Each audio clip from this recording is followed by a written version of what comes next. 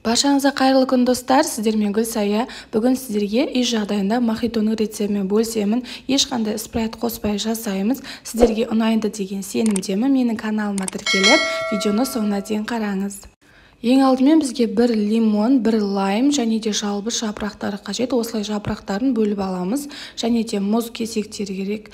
Алдын ала осылай қатырып қоямыз. Ең соңында бізге газды сусын қажет болады. Ең алдымен лимонымыз бен лаймымызды дәл ортасынан бөліп алатын боламыз. Және де жарты лимон мен жарты лаймды осылай видеодағыдай қабығынан тазалаймыз. Міндетті түрде лимонның сүйектерінен тазалауды ұмытпаңыздар. Мохитоның рецебін описание бөліміне төменге жазып толықтай қалдыратын боламыз. Сол жерден қарай аласыздар.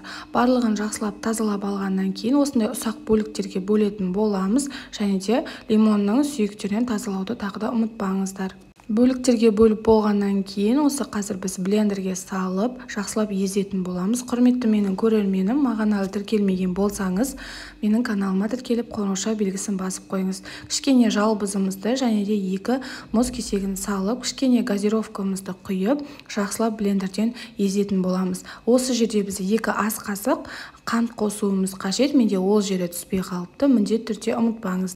Ендігі кезекте мохито дайындайтын ыдысымызға ситоның көмегімен жаңағы блендерден өткізген сусынымызды өткізіп алатын боламыз. Міндетті түрде ситодан өткізуіңіз қажет. Мінекей барлығын өткізіп болдым. Сонан кейін жаңағы қалған жарты лимон мен жарты лаймымызды дәл осы видеодағыдай етіп турап алатын боламыз.